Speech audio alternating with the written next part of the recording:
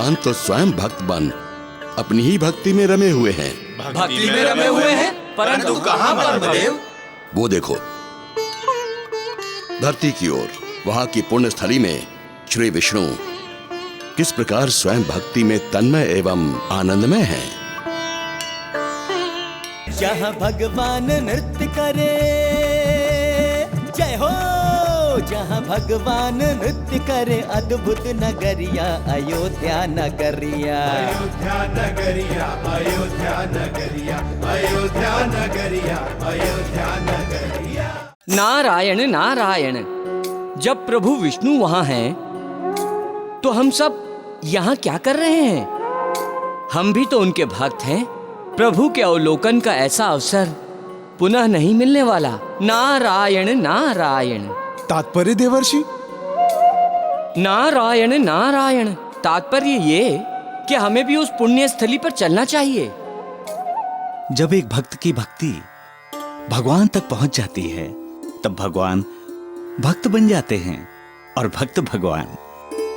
ये एक भक्ति की वो चरम अवस्था है जहां पहुंचकर वो मोक्ष को प्राप्त करता है।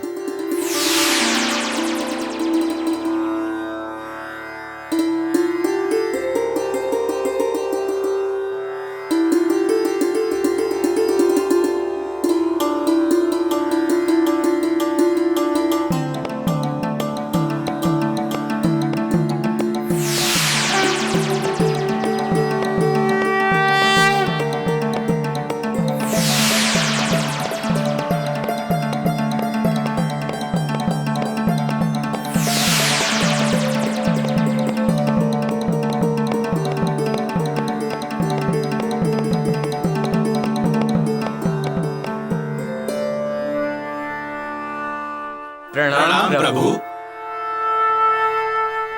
यहां ना ही कोई भक्त है और ना ही कोई भगवान। यहां तो केवल भक्ति की गंगा बहती है। ये तो अयोध्या नगरी है। भक्ति का आनंद है, सब सम है, चरम आनंद है, परमानंद है। आइए पधारिए, आपका स्वागत है।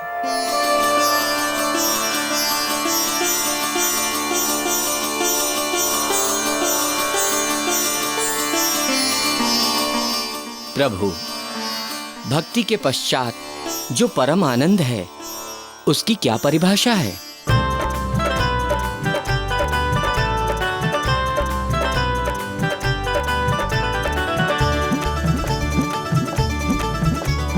स्वर्ग के समान है अयोध्या नगरिया, देवपुरी पावन साकेत ये नगरिया है। देवपुरी पावन साकेत ये नगरिया। हाँ, सृष्टि की आदि भूमि दिव्य ये नगरिया है। रघुवंशियों की प्राण प्यारी है नगरिया है। रघुवंशियों की प्राण प्यारी है नगरिया। भक्ति भाव से सजी,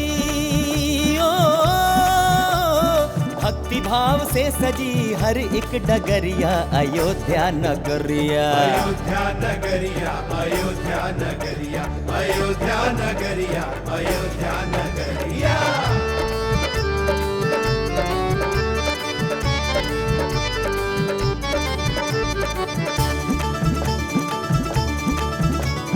इस पुण्य भूमि को शीश झुकाओ, इसकी रज को सभी माथे से लगाओ। इसकी रज को सभी माथे से लगाओ। कोई योद्धा इसे कभी जीत नहीं पाए, इसीलिए भूमि ये अयोध्या कहाए। इसीलिए भूमि ये अयोध्या कहाए।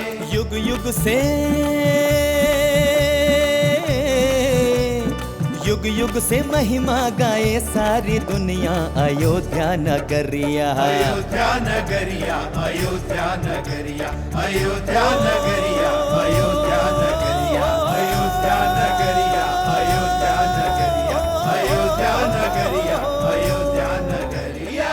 अवधपुरी रघुकुल मनि राऊ,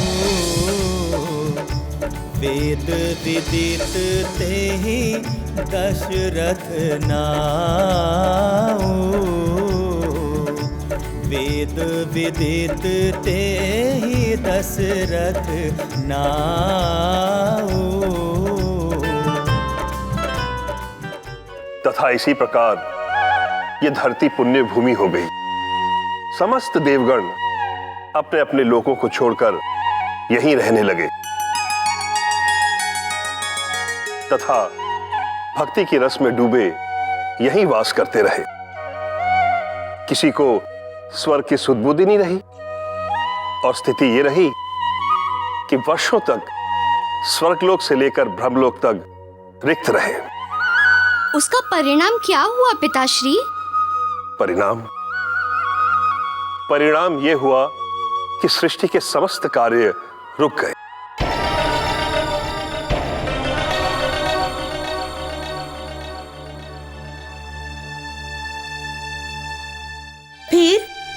फिर सृष्टि के कार्य में अवरोध को देखकर देवी लक्ष्मी को अत्यधिक चिंता हुई तथा चिंताग्रस्त देवी लक्ष्मी इस समस्या के समाधान हेतु शिव जी के समीप कैलाश पहुंची।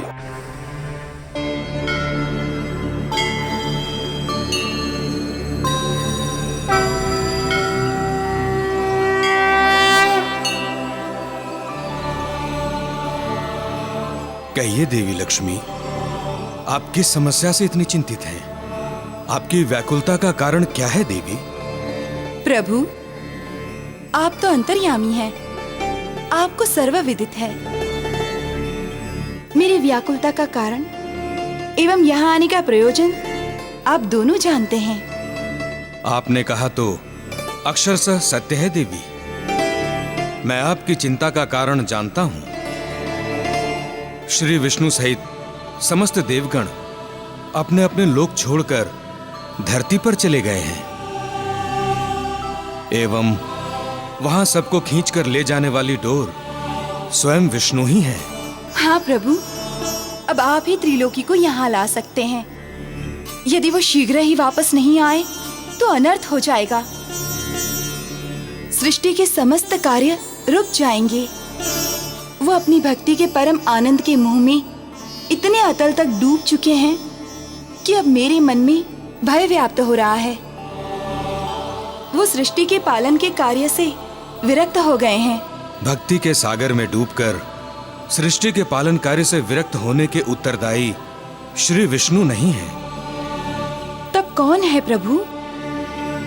उत्तरदायी है धरती लोक की वो भूमि, वहां की मिट्टी, वहां की वायु, वहां का उत्सव, वहां की छटा, वहां सब कुछ है ही ऐसा देवी कि कोई भी बरबस आकृष्ट हो जाए। परंतु प्रभु, वहां की छटा से सृष्टि के कार्यों की गति का क्षय होगा। आपसे मेरा विनम्र निवेदन है कि आप उन्हें यहाँ ले आएं। एकमात्र आप ही हैं जो उन्हें उस भक्ति के सागर से बाहर ला सकते हैं, कारण केवल आप में ही वो शक्ति है। आप देवों के देव महादेव हैं। ब्रह्मांड के समस्त मोह माया से परे हैं। अतएव प्रभु, हम पर अपनी कृपा कीजिए। मैं आपका आशय समझ गया हूं देवी, आप चिंतित ना हो।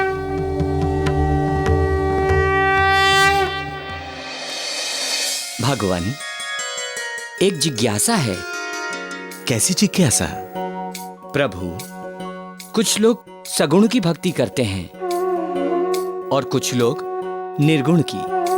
तो ऐसे में ईश्वर की दृष्टि में कौन सी भक्ति अधिक महत्व रखती है? कौन सा भक्त प्रभु के लिए अधिक प्रिय है? सज्जनों, इस प्रश्न के गर्भ में छिपा भाव ठीक वैसा है जैसा एक ही मां की 2 संतानें, जिसमें से मां भगवान है और उसकी दोनों संतानें उसके भक्त। यदि मां से पूछा जाए कि उसे अपनी दोनों संतानों में सबसे प्रिय कौन है, तो मां का उत्तर क्या होगा?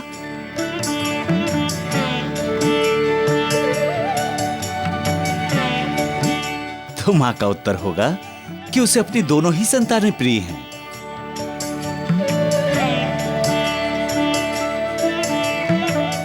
ठीक उसी प्रकार भगवान अपने भक्तों में चयन नहीं करते, कोई भेदभाव नहीं करते। उन्हें संभाव से प्रेम करते हैं।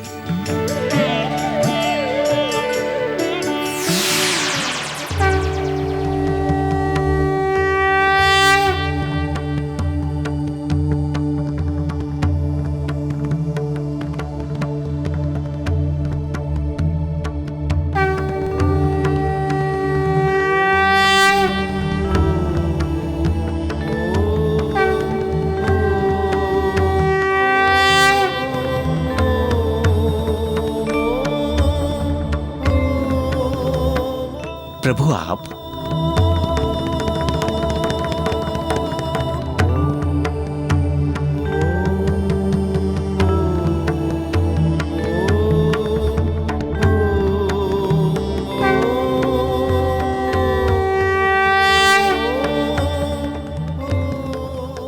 मैं तो आपका सगुण एवं निर्गुण दोनों ही तरह का भक्त हूं त्रिलोकीनाथ। अतएव आप जहां हैं वहां भी हूं, तथा आप जहां नहीं हैं वहां भी। एक विनती करने आया हूं आपसे। विनती? ऐसा न कहे प्रभु। मैं सत्य कह रहा हूं। आप तो पालनहार हैं। यदि आप स्वयं ही आनंद के मोह में इस प्रकार लिप्त हो जाएंगे तो संसार को मोक्ष कौन देगा एवं कैसे देगा? अपने कार्य से विरक्त ना हो प्रभु। तथा देवों, आप सब भी अपने कार्यों से विरक्त एवं विमुख ना हो। मेरे अनुसार कार्य करने से जो आनंद प्राप्त होता है वही परमानंद है।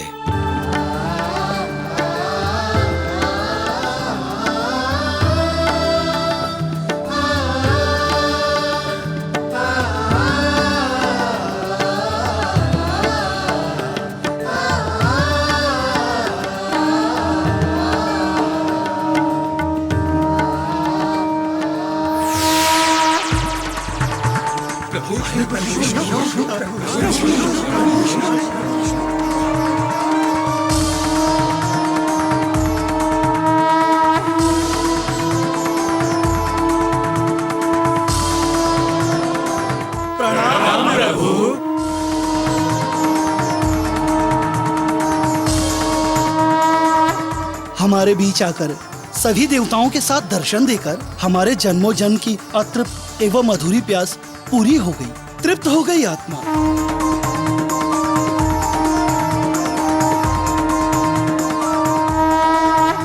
अद्भुत, अलौकिक, अपूर्व, धन्य है प्रभु।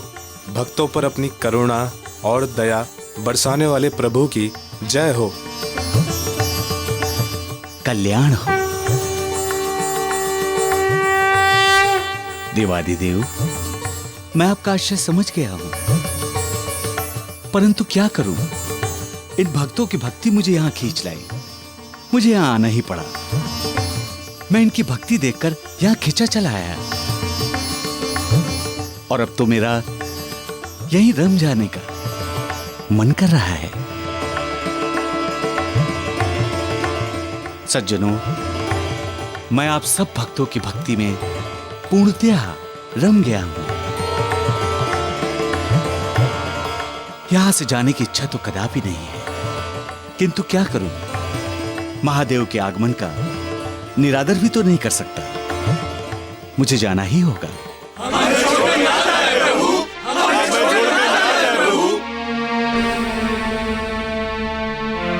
यदि आप चले गए तो हमारा क्या होगा प्रभु? भक्तों, आप चिंतित ना हो। मेरे जाने के पश्चात मैं इस पवित्र भूमि पर सगुण एवं निर्गुण दोनों रूपों में वास करूंगा। मैं इस पवित्र भूमि को सदैव अपनी आदि नगरी के रूप में स्वीकार करूंगा।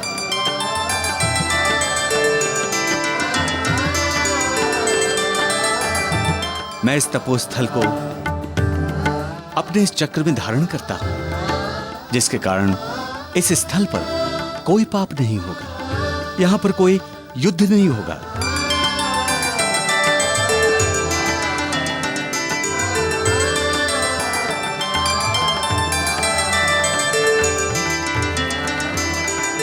यदि इस धरती पर पाप ने शरण ले ली तो वो पाप मुक्त कैसे होगा? इस धरती पर सरयू नदी बहेगी जो हमारे वाम अंकुष्ट नख से निकलेगी। इसका जल इससे पावन और पवित्र करेगा।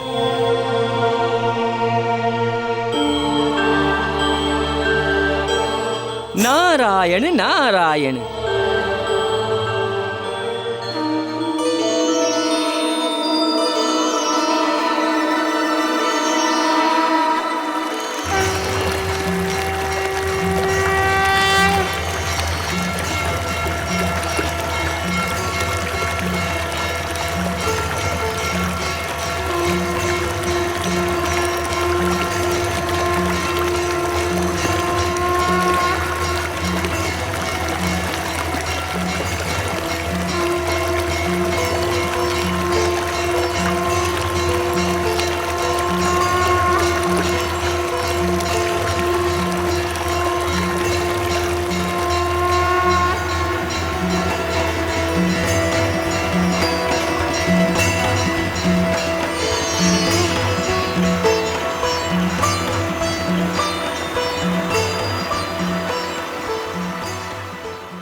विष्णु भगवान की जय, विष्णु भगवान की जय, विष्णु भगवान की जय, विष्णु भगवान की जय, विष्णु भगवान की जय।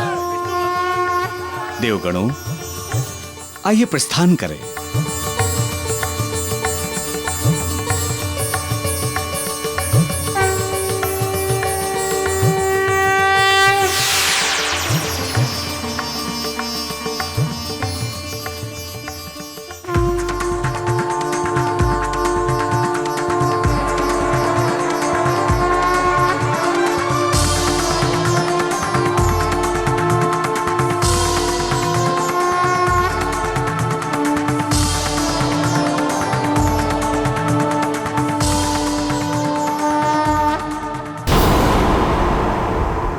इस धरती पर सरयू नदी बहेगी जो हमारे वाम अंकुष्ट के नख से निकलेगी। इसका जल इसे पावन और पवित्र करेगा। अवधपुरी रघुकुल मनि राऊ,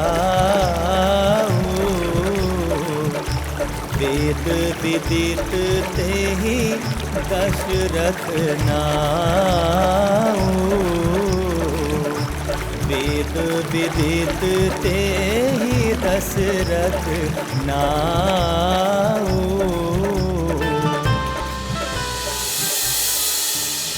विष्णु भगवान की जय, विष्णु भगवान की जय, विष्णु भगवान की जय।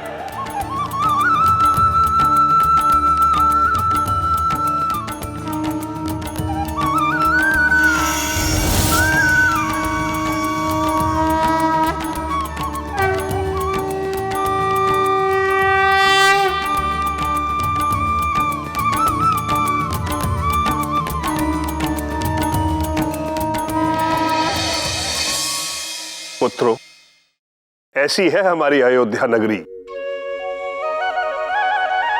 जिसका नामकरण स्वयं भगवान विष्णु ने किया तथा वचन दिया कि सगुण निर्गुण दोनों रूपों में सदैव यहां निर्वास करेंगे।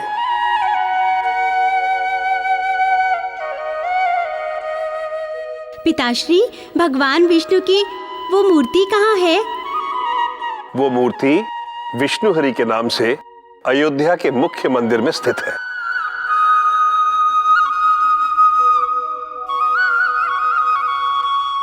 तब तो इस प्रकार हमारी नगरी अत्यंत दिव्य नगरी है ना पिताश्री, जिसे स्वयं विष्णु भगवान ने बनाया है। हमारे धन्य भाग जो हमने इस पावन धरती पर जन्म लिया। हाँ पुत्र, निश्चित ही हम सौभाग्यशाली हैं। आओ हम सब मिलकर इस दिव्य नगरी को प्रणाम करें। हे अयोध्या की पावन धरती, आपने मुझे भक्ति तथा मोक्ष की परिभाषाओं से सुशोभित किया है। आपको शत शत नमन।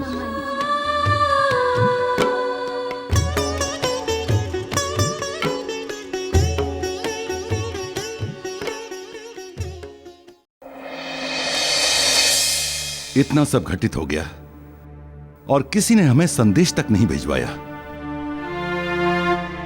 क्या बताएं महाराज केसरी, जब से इस रावण से शत्रुता हुई है, आए दिन कुछ न कुछ उपद्रव करता ही रहता है। मुझे तो यही नहीं समझ में आ रहा है कि इस उपद्रव का समाधान क्या करें, कैसे शांत करें इसे। काका, आप चिंता ना करें, केवल धैर्य रखिए।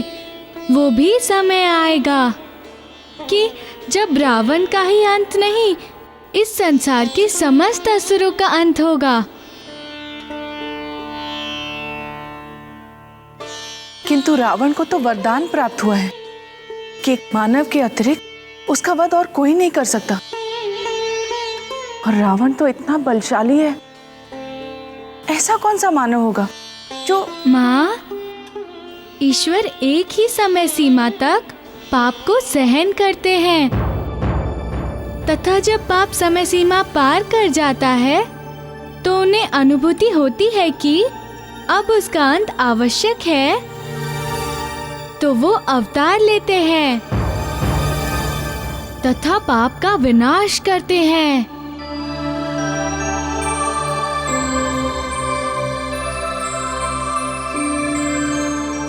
क्या इसका अर्थ ये है कि ईश्वर मानव रूप में आएंगे और रावण का वध करेंगे? अवश्य आएंगे माँ। जब लंकेश का अंत आएगा तब ईश्वर निसंदेह मानव रूप में आएंगे।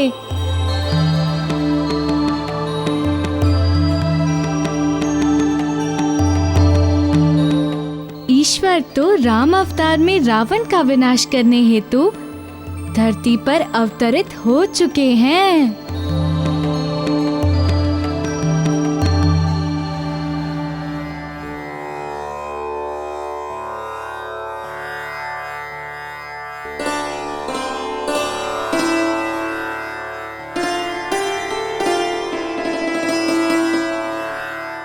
कल्याण हो। विराजिए ऋषिवर।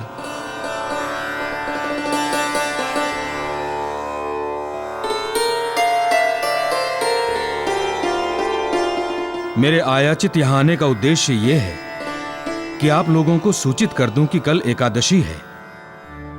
इसे सूर्य लोक जाना होगा, अपने गुरु सूर्य देव के पास।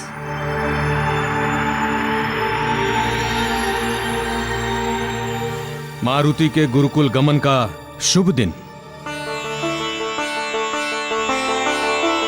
जी ऋषिवर।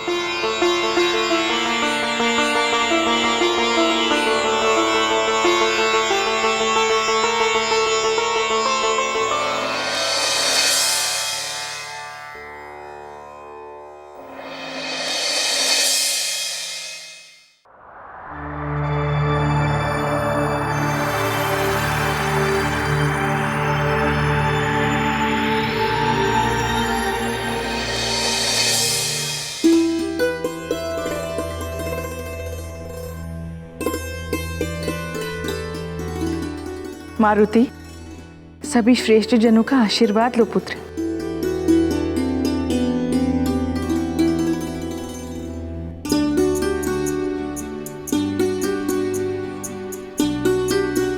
प्रणाम काका। चिरंजीवी भव पुत्र। मारुति, तुमने तो वानर कुल में जन्म लेकर पूरे वानर कुल का नाम और मान बढ़ा दिया है, और भविष्य में भी इसी तरह वानर कुल का नाम प्रकाशित करते रहना।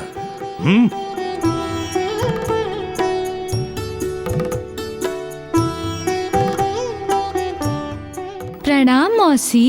यशस्वी हो पुत्र, यशस्वी हो।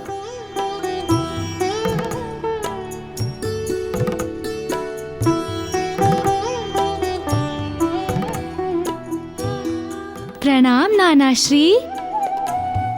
चिरंजीवी भवा पुत्र।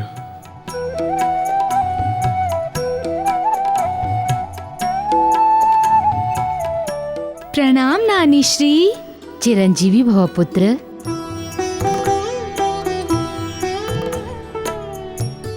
पिताश्री, मुझे प्रस्थान करने की आज्ञा दें।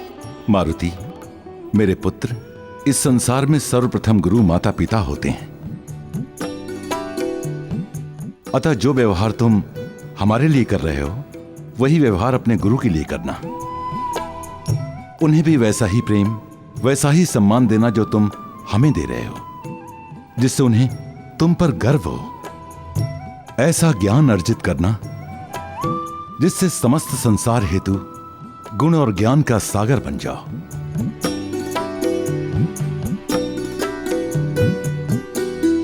जाओ मेरे मारुति, जाओ मेरे पुत्र। प्रणाम महाबली काका। यशस्वी भव।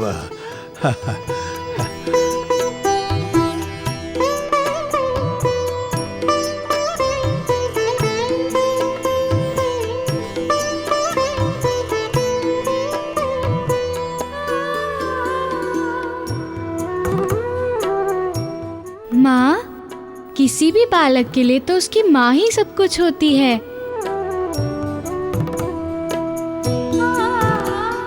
आज मैं इस जीवन का नया अध्याय प्रारंभ करने जा रहा हूँ। मुझे आशीर्वाद दीजिए कि मैं इस कार्य को करने में सफल रहूं।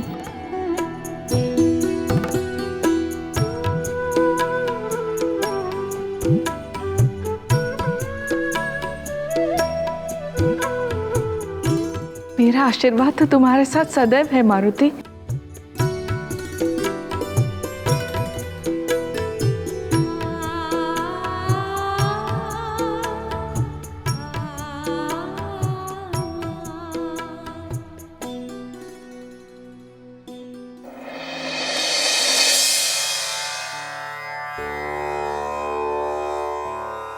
प्रणाम गुरुदेव।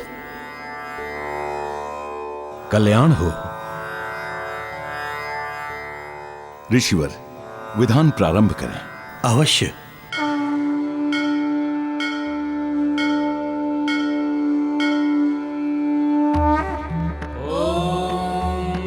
निर्मलं निर्विकल्पं च निर्विकारं निरामयं जगत्कर्ता जगद्धर्तस्त्वां सूर्यं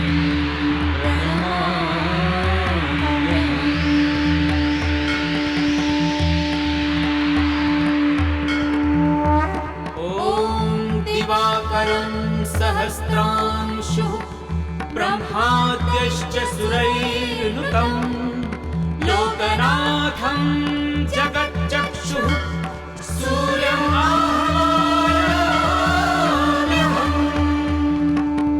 ॐ सूर्याय नमः। ॐ सूर्याय नमः। ॐ सूर्याय नमः। ॐ सूर्याय नमः। ॐ सूर्याय नमः।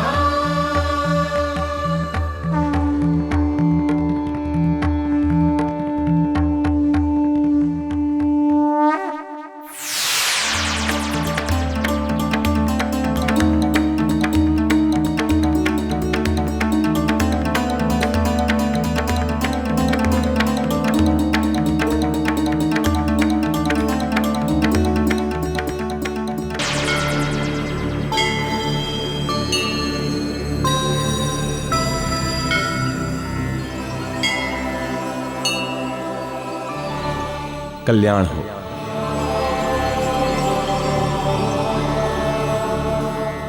हे सूर्यदेव, मैं अपने पुत्र को आपके चरणों में समर्पित करता हूं।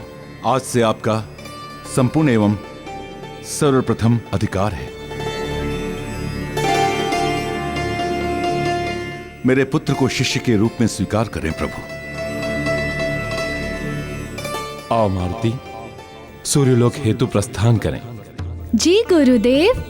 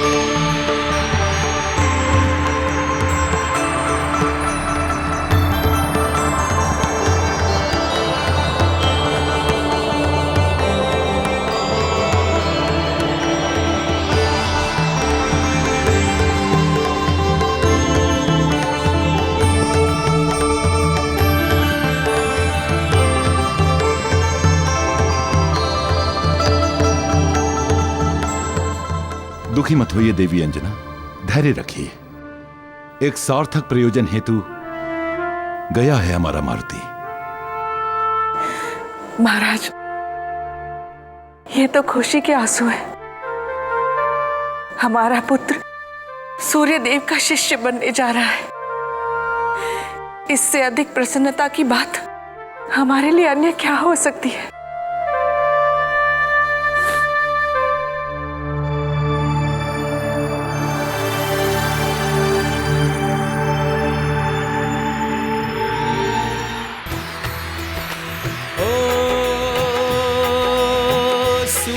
लोक हैं मारुति जाते, जिनके गुरु हैं स्वयं दिवाकर।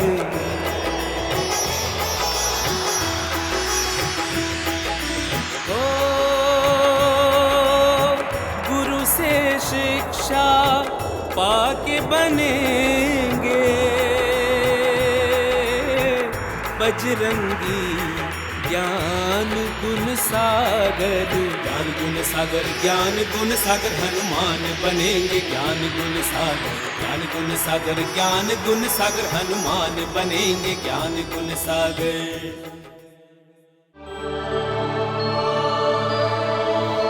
नहीं, कदापि नहीं, किसी मूल्य पर नहीं रहना मुझे यहाँ।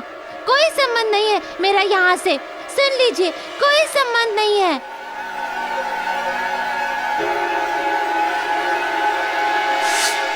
चला जाऊंगा मैं सूर्यलोक को छोड़ के सदा सदा के लिए। नहीं पुत्र, ऐसा नहीं कहते। इस राजमहल पे, ये राजमहल तेरा ही तो है, तेरा ही तो है पुत्र। यदि ये राजमहल मेरा होता तो इस राजमहल के एक कक्ष पर मेरा भी अधिकार होता। यहाँ मेरा प्रतिदिन अपमान होता है, वो तो नहीं होता। ऐसी बात नहीं है पुत्र, इस राजमहल पर तेरा पूरा अधिकार है, जितना कि पुत्र को अपने पिता के गृह पर होता है। माते, पिता के गृह पर उस पुत्र का अधिकार होता है जिस पुत्र का संबंध पिता से मधुर होता है।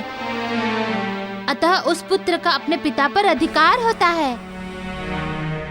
परंतु मेरा जब अपने पिता पर ही अधिकार नहीं है, उनसे ही संबंध मधुर नहीं है, तो उनके नाम से निर्मित सूर्यलोक पर मेरा क्या अधिकार? अतः ना तो मेरा कोई अधिकार है और न होगा।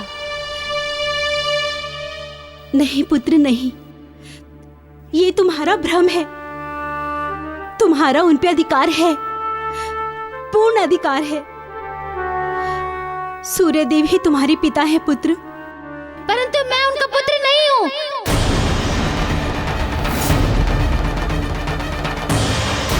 उन्होंने मुझे अपने अंग से लगाकर अपने मन की भावनाओं का अनुभव करने का अवसर क्यों नहीं दिया माते?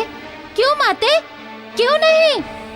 उत्तर दो मुझे मेरे प्रश्न का उत्तर चाहिए। बताइए कि मेरे श्याम वर्ण का रहस्य क्या है? पुत्र, यही प्रश्न तो उनके मन में कौंता रहता है ना हर पल।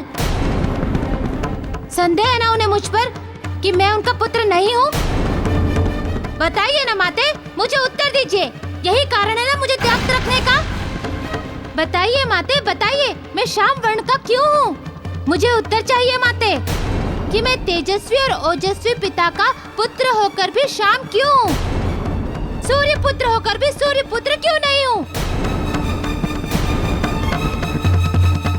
क्यों माते, क्यों? बताइए माते, बताइए। सूर्य पुत्र होकर भी सूर्य पुत्र क्यों नहीं हूँ? बताइए माते, बताइए, बताइए। मैं श्याम क्यों हूँ? मुझे उत्तर चाहिए, बताइए।